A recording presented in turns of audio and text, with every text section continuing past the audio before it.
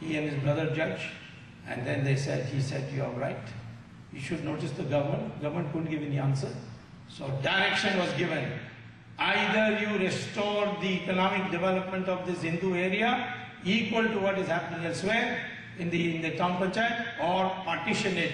Direction was given to the government, and that's how they were able to get it.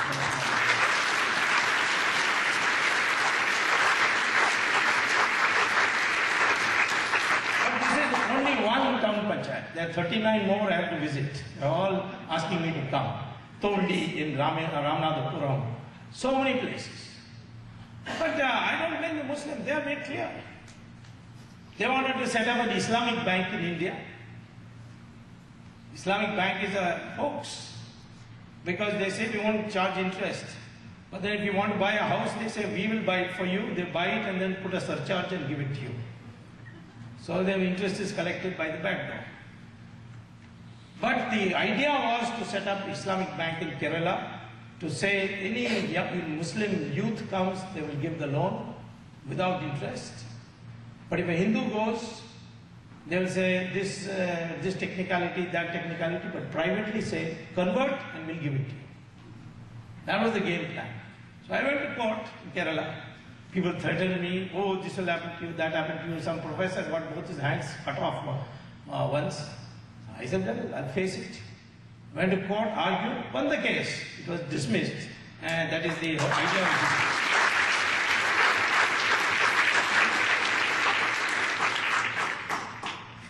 So, first is Darul Islam. Saudi Arabia is Darul Islam. Any Muslim majority area is Darul Islam. Then it is Darul Haram. Darul Haram is where Muslims are not in power. There may be minority, substantial minority. Another condition is that the majority must be Pilpila, Rasgulla, like us, like Britain, all the time confused. There Muhammad has said very clearly, it's not in the Quran, it's in Hadith and it's in Sirah. People quote Quran. Quran, they only quote a part of it, which it talks about all peace and aman and all that. But you read Hadith and you read Sirah, they are the status the same as Quran. Hadith and Sirah say, do anything, but keep demanding, protesting, blackmailing, threatening, telling lies, do everything. But convert this Darul Haram into Darul Islam. That is your goal. And that's what is happening in India. Infiltration, that is the idea. Threatening people, that is the idea. Terrorist explosions, that is the idea. Overawe you, make you feel helpless. And then there is a third state which is called Darul Ahad, where the majority is united. There is what Muhammad says, don't provoke the majority, surrender. If they say uniform civil code, okay, of course. You can't keep a dadi, okay, no problem. You cannot wear burqa, no problem. Recently the Australian Prime Minister said, you want Sharia? Because one mullah said that Sharia should be guide their marriages. Want Sharia? Find another country. You can have Sharia there.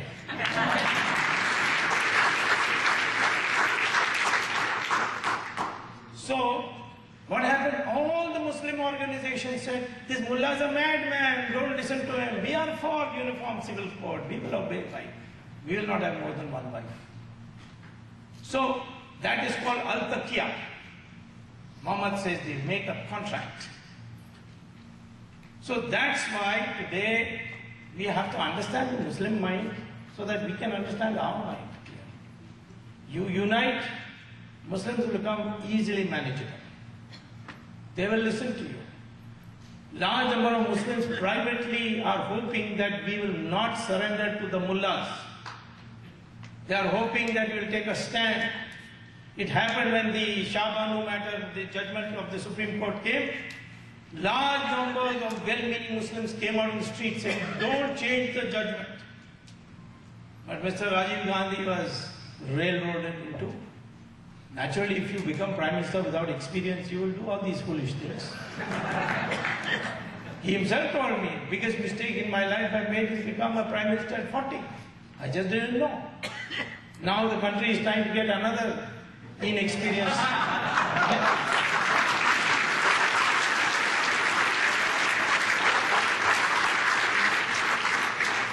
At least Rajiv Gandhi was intelligent, this one was a Buddhu. So therefore,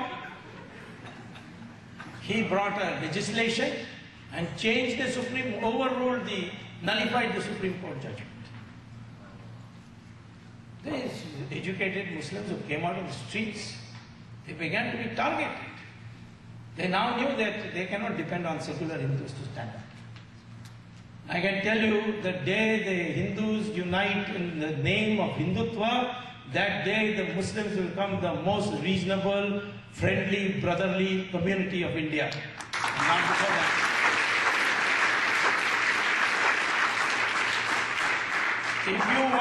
If you want brotherhood between Hindus and Muslims, if you want harmony between Hindus and Muslims, the only way is when the Hindu majority asserts itself and says that India is a land of Sanatana Dharma, others can live like Parsis, Jews and others have lived. We were 100%. When the Parsis came, when the Jews came, what did we do?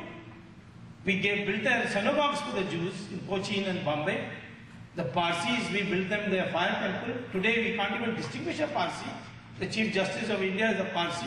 The Attorney General till yesterday was a Parsi. The Air Force Chief was a Parsi. We don't even know, most people don't know that Kapadia, who is our Chief Justice, is a Parsi. My wife is a Parsi. So I know that community. That community is totally integrated itself. When the British left, they asked the Parsis, like the Anglo-Indians, we would like to make a reservation for you in Parliament. They said, no, the Hindus looked after us when nobody looked after us. So we have to...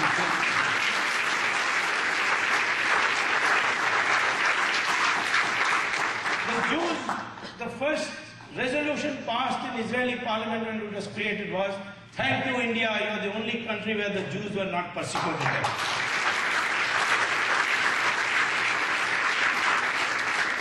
This is the tradition we have come from. And this is the tradition we want to preserve today. But unfortunately, in the name of globalization, we are forgetting our values. What was our value? That was first registered in my mind when an American student, when I came as a student at Harvard to do my PhD, an American classmate of mine asked me, how can you accept Mahatma Gandhi as your leader? So I said, why in America you will not accept him if he comes here? So he said, if he comes here, we'll put him in jail for indecent exposure. He was only wearing lambatik. He was just wearing a piece of loincloth. That's why Churchill called him a half-naked fakir. You have to understand. I asked him, what about your leaders? So they must be very well dressed, best tie, best suit, everything. See our leaders, even our religious leaders. Yes, Pope is very well dressed. Look at our Swamiji there. I mean, he's got the coarse cloth, of course, Bhagwa color, but it's a coarse cloth. That's all he has. All our Swamiji, no matter how much big empire they have, they all wear simple clothes. Because that's the value. And that comes out of the debate between Brigu and Bhardwaj. Brigu and Bhardwaj had a debate how to structure society to a state. So Brigu said that the only way is if we decentralize power, and there are 4 sources of power, they must be decentralized. So Bhardwaj said, which are the 4 sources? He said, knowledge is a power, weapons is a power, wealth is power, land is power. And we must ensure that nobody has more than one of this.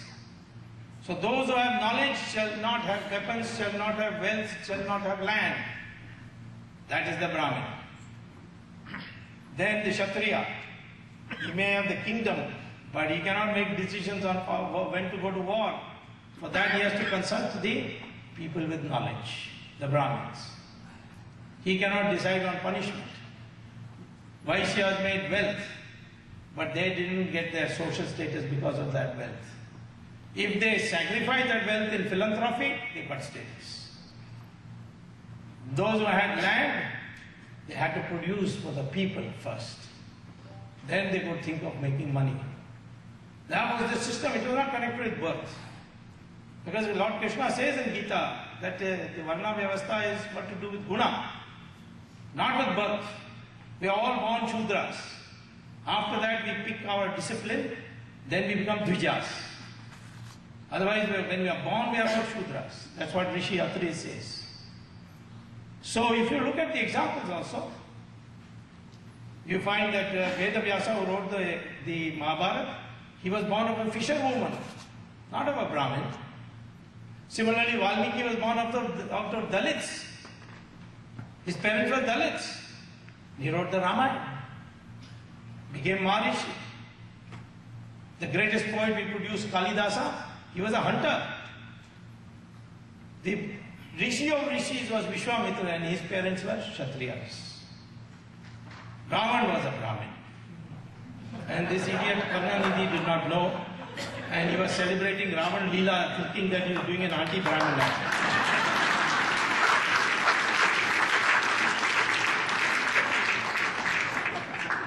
Ravan went to Kailash to pray there and he got. Lord Shiva said, whenever you call me, I shall come. And there he did penance on the edge of a lake which is now called Ravan Haranga. Haranga in Tibetan means Sarovar, that is lake.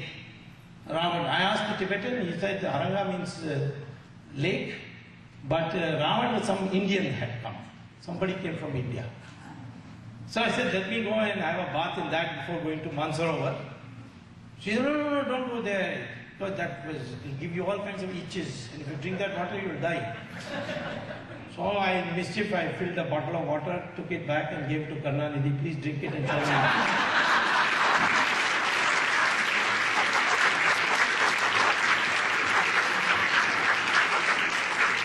Show me you have faith in Ravan by drinking this bottle of water. So therefore, Ravan was a Brahmin, he had to be killed because he broke the law. And who killed him? A Kshatriya. Brahmins don't say, oh, he killed one of our Jatwalas. But Rama respected the institutions. So when he came to Rameshwaram, he did Prayashchit Puja because he killed a Brahmin. But after killing him. So I am saying that if you look at this, we venerated people who had knowledge.